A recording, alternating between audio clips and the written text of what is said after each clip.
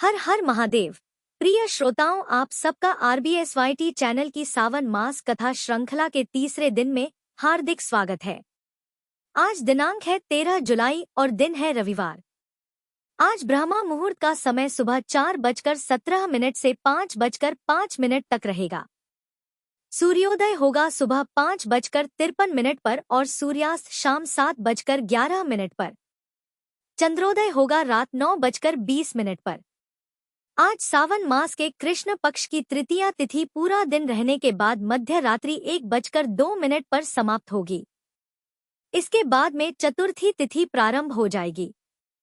आज प्रीति योग पूरा दिन रहने के बाद शाम 6:01 पर समाप्त होगा और उसके बाद में आयुष्मान योग प्रारंभ हो जाएगा। राहु काल शाम 4:30 से लेकर 6 बजे तक रहेगा। आज दिन है रविवार और रविवार का दिन सूर्य देवता को समर्पित होता है।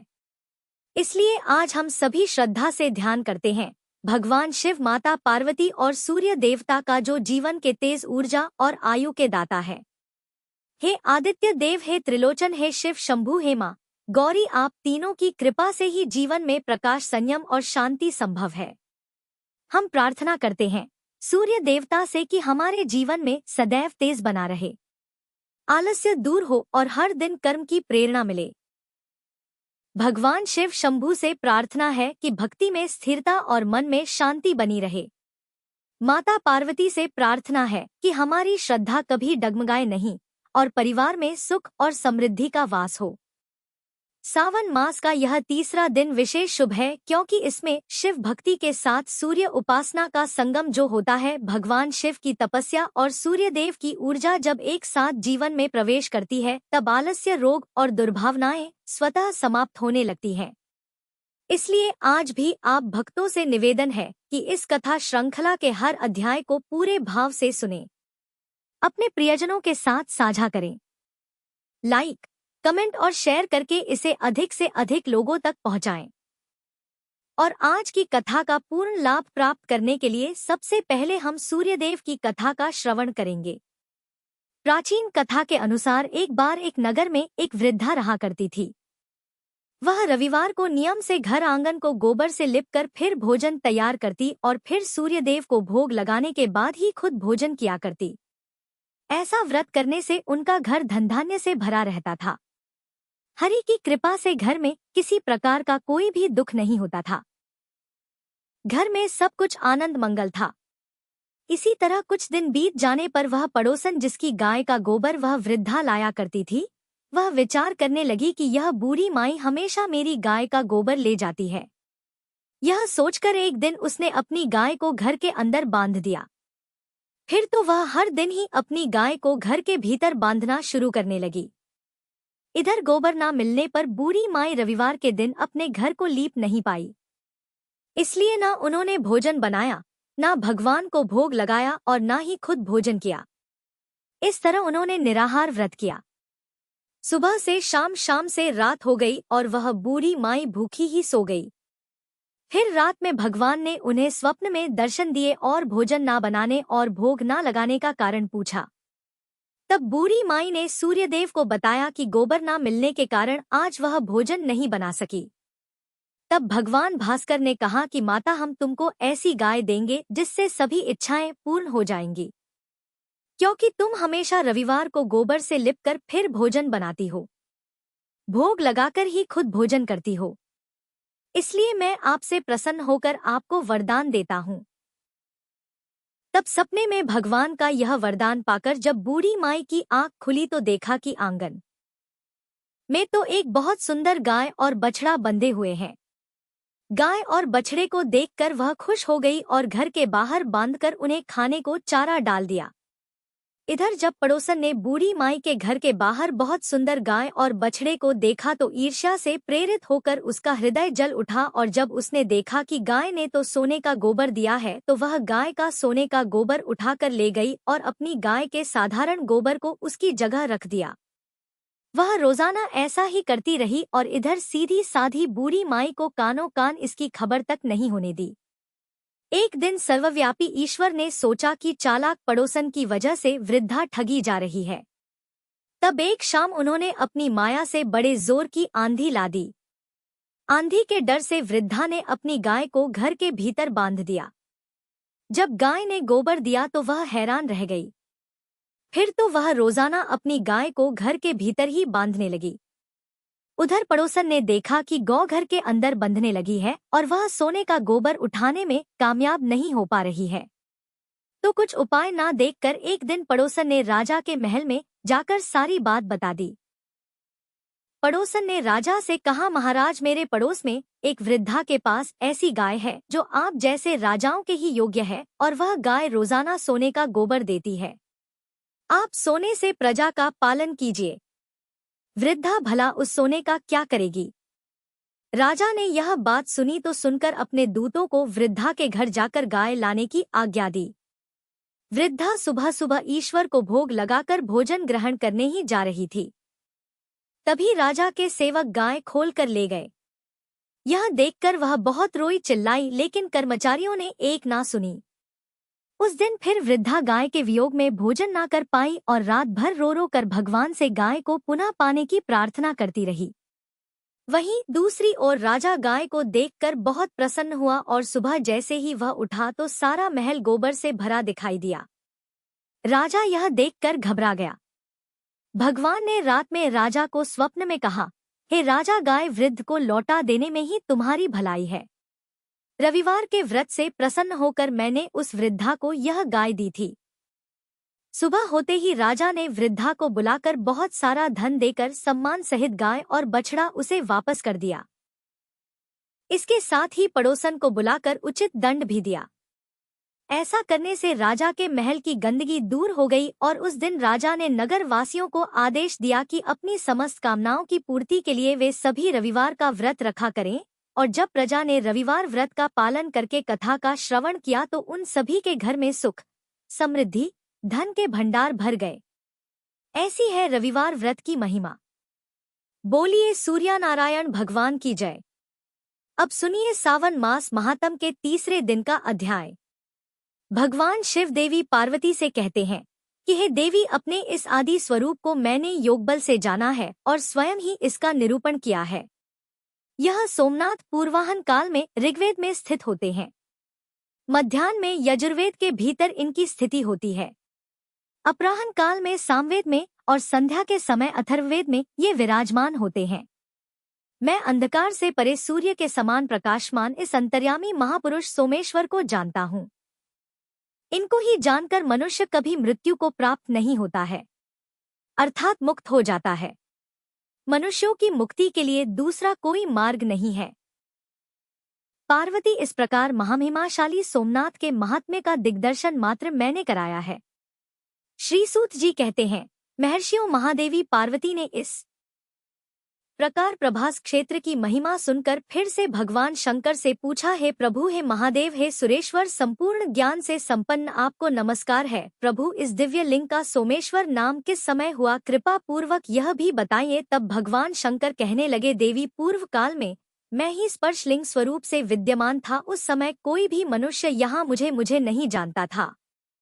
जब प्रलय के बाद महाकल्प का आरंभ होता है और ब्रह्मा जी का भी लय होकर नूतन ब्रह्मा की सृष्टि होती है, उस समय मेरे इस दिव्य लिंग का नाम भी बदलकर दूसरा हो जाता है। अब तक 6 ब्रह्मा बदल गए हैं और अब ये 7वें ब्रह्मा चल रहे हैं। इस समय जो प्रजापति ब्रह्मा जी हैं, इनका नाम शतानंद है।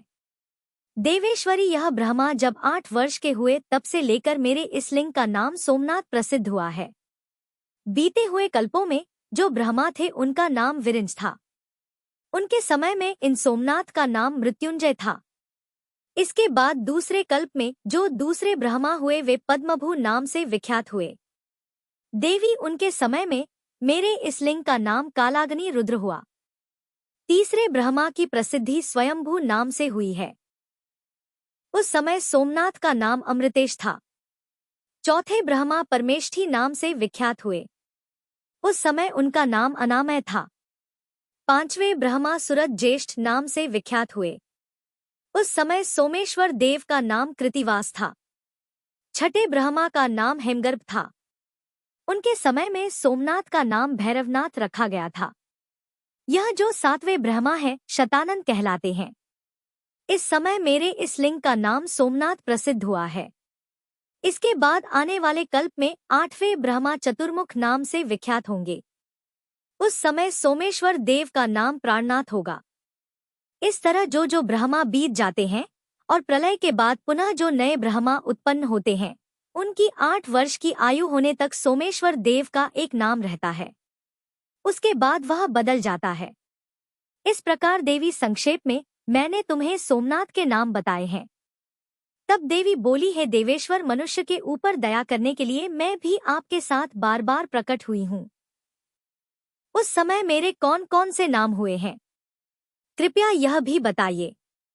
तब महादेव जी कहने लगे, आदिकल्प में तुम्हारा नाम जगन माता था, दूसरे में जगदनी, तीसरे में शम्वी, चौथे में विश्वरूपिणी, पांचवें में नंदिनी, छठे में गणाम्बिका और सातवें में तुम्हारा नाम विभूति हुआ है। इसी प्रकार आठवें में सुब्रू, नौवें में आनंदा, 10वें में वाम लोचना, 11वें में वरोहा, 12वें में सुमंगला, 13वें में महामाया, 14वें में अनंता, 15वें में भूत माता, 16वें में उत्तमा और 17वें कल्प में तुम्हारा नाम पितृपा प्रसिद्ध हुआ है। इसके बाद तुम दक्ष कन्या सती के नाम से प्रसिद्ध हुई। उस समय दक्ष द्वारा अपमानित होने से तुमने अपना शरीर त्याग दिया। इसके बाद वरह कल्प आने पर पुनः हिमवान ने तुम्हारी आराधना करके तुम्हें पुत्री रूप में प्राप्त किया। इसके बाद अत्यंत दुष्कर और अद्भुत तपस्या करके तुमने मुझे पति रूप में पाया और पार्वती नाम से प्रसिद्ध हुई। सुमुखी, जब तक इस कल्प का अंत होगा तब तक मैं तुम्हारे साथ कैलाश पर्वत पर क्रीड़ा करूंगा। द्वापर में महिषासुर का वध करने के लिए तुम भगवान विष्णु के साथ कृष्ण पिंगला नाम से प्रकट हुई। तब से कात्यायनी और दुर्गा आदि विविध नामों से तुम नवक कोटि भेद के साथ वसुधा तल पर प्रकट हुई। सुंदरी, पूर्व काल में जो तुम्हारे कल्पानुसार नाम थे और जो भूत, भविष्य और वर्तमान में तुम्हारे नाम थे, होंगे और हैं, वे सब मैंने बता दिए। उन्हें इसी प्रकार जानना चाहिए। शतानंद नाम से विख्यात जो यह ब्रह्मा जी हैं, उनके 8वें वर्ष में जो पहले मनु हुए थे और उस मनवंतर में जो प्रथम चंद्रमा थे, वे लक्ष्मी और कौस्तुभ मणि आदि के साथ समुद्र से प्रकट हुए। उन्होंने काल भैरव नाम से इस सोमेश्वर लिंग की आराधना की और बड़ी भारी तपस्या में संलग्न होकर 14 युग बिता दिए। सुंदरी, उनकी वह अद्भुत तपस्या देखकर मैं बहुत प्रसन्न हुआ और बोला कि चंद्रदेव वर मांगो। सुबह तब उन्होंने अपने भक्ति भाव से मुझे संतुष्ट करके कहा कि प्रभु, यह ब्रह्मा जी जब तक रहे तब तक आपका नाम सोमनाथ के रूप में प्रसिद्ध रहे। मनवंतर समाप्त होने पर जो कोई भी दूसरे चंद्रमा हो, उन सबके यह सोमनाथ जी कुल देवता हो। तब मैं तथास्तु कहकर फिर से उसी शिवलिंग में ही लीन हो गया। यह मैंने सोमनाथ के गुणों को संक्षेप से बताया है। समुद्र के रत्नों की तरह सोमेश्वर के गुणों का विस्तार भी अचिंत्य है। उनकी महिमा का चिंतन भक्तों की बुद्धि बढ़ाने वाला है। मद मोहित मूर्ख मनुष्य उनके स्वरूप को कभी नहीं जान पाते। देवी ने पूछा, भगवान जिस तेजो में लिंग का ऐसा महात्म्य है, उसके इस क्षेत्र में कहाँ पर स्थिति है? तब महादेव जी ने कहा, देवी सुनो, वज्रणी नदी के पूर्व नैकुमती नदी तक 4 योजन चौड़ा और 5 योजन लंबा मेरा गर्भगृह है। इसको मैं कभी नहीं छोड़ता। पश्चिम दिशा में समुद्र के पास कृतस्मर के आगे 100 धनुष दूरी पर मेरा महाप्रभावशाली स्वयंभू लिंग स्थित है।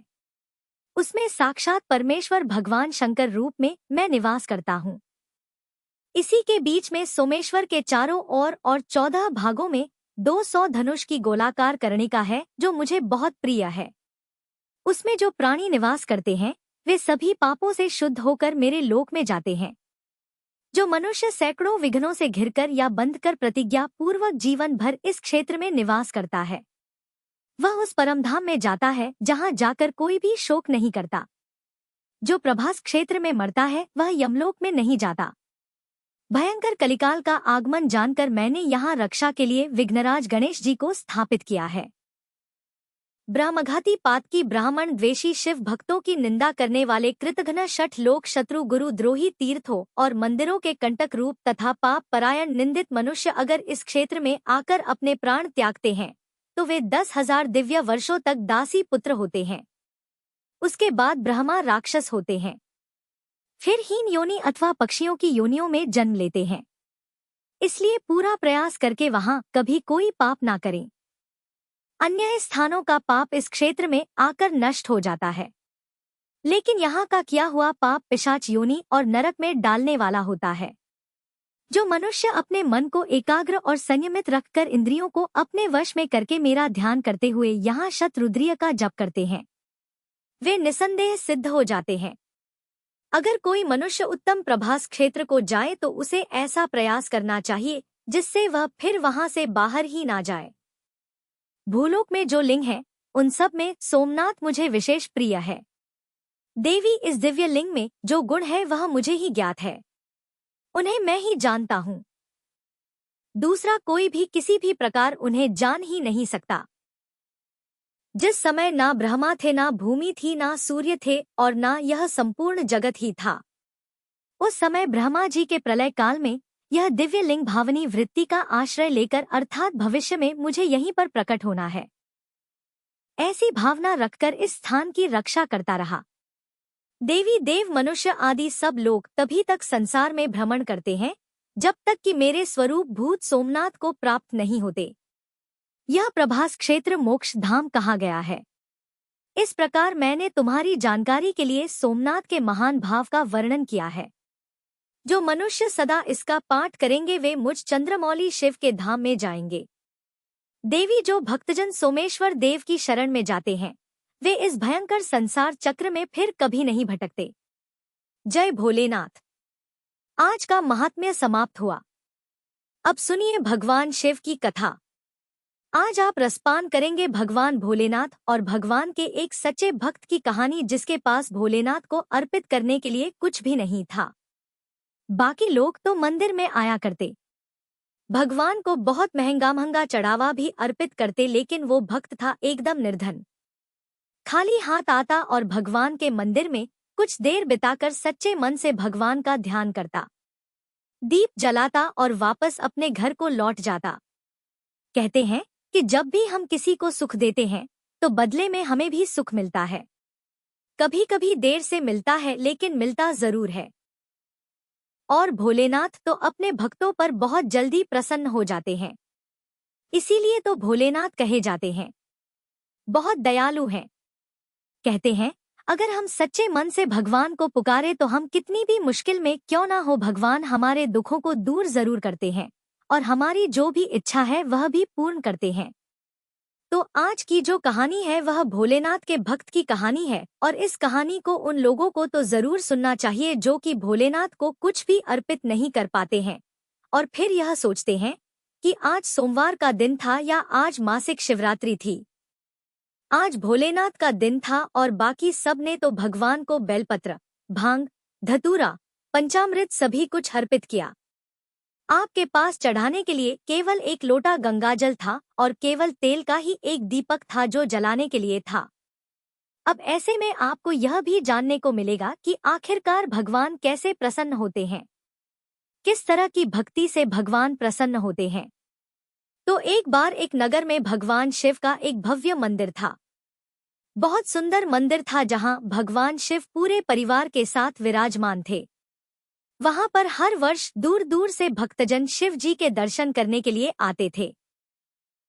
सावन का महीना चल रहा था। दूर दूर से यह कावड़ लेकर भगवान शिव का जला अभिषेक करने आए हुए थे। मंदिर पूरा भक्तों की भीड़ से भरा हुआ था। तभी अचानक आकाश में बिजली कड़की और सोने का एक थाल उस जगह से उतरा। उसी के साथ एक भविष्यवाणी भी हुई कि जो कोई भी भगवान शिव का सच्चा भक्त और प्रेमी होगा उसी को यह थाल मिलेगा। मंदिर के भवन में उपस्थित सभी लोगों ने यह भविष्यवाणी साफ साफ सुनी। सुनते ही धीरे धीरे सभी लोग इकट्ठे हो गए।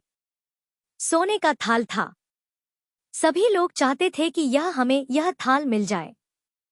जो लोग मंदिर की व्यवस्था देखते थे, यानी कि हर दिन मंदिर में साफ सफाई की व्यवस्था देखते थे, मंदिर में हर दिन पूजा पाठ की व्यवस्था देखते थे, उन्हें तो यह विश्वास था और विश्वास भी पूरा था कि यह थाल तो हमें ही मिलेगा, क्योंकि हम ही हैं जो इस मंदिर की देखभाल भी करते हैं और सच्ची सेवा भी करते हैं और सबसे पहले पूजा भी हम ही इस मंदिर में करते हैं। तो इस तरह से उन्हें तो पूरा विश्वास था। इसलिए वह भीड़ में सबसे आगे जाकर खड़े हो गए कि हम इस थाल को सबसे पहले छुएंगे। सबसे पहले एक पंडित जी आए और कहने लगे, देखिए मैं भगवान का हर दिन नियम से अभिषेक करता हूँ, अतः मैं ही भोलेनाथ का सबसे सच्चा प्रेमी और भक्त हूँ, इसलिए यह थाल तो मुझे ही मिलना चाहिए। ऐसा कहकर पंडित जी ने सोने का थाल उठाया। जैसे ही पंडित जी ने थाल को छुआ, थाल सोने की जगह पीतल का हो गया, वो पीतल में बदल गया, जिसे देखकर पंडित जी बड़े शर्मिंदा हुए। उन्होंने थाल को उसकी जगह पर रख दिया और वहां से दूर खड़े हो गए।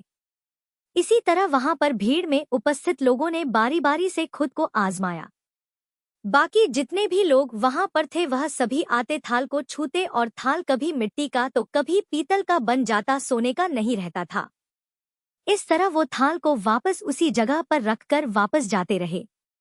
इसके बाद जब उस नगर के राजा को इस बारे में पता चला तो राजा दौड़े दौड़े आए। राजा थे, धन की सुख संपत्ति की कोई कमी नहीं थी। राजा सोचने लगे कि मैंने महादेव के मंदिर में बहुत भारी दान दक्षिणा दी है, मंदिर निर्माण में भी मैंने सहयोग किया है, इसलिए यह थाल तो मुझे ही मिलना चाहिए। ऐसा कहकर जैसे ही राजा आगे बढ़े और थाल उठाया, जैसे ही थाल उठाया, थाल तांबे का हो गया। यह देखकर महाराज भी बड़े शर्मिंदा हुए। थाल को वापस चुपचाप उसी जगह पर रखकर एक तरफ खड़े हो गए।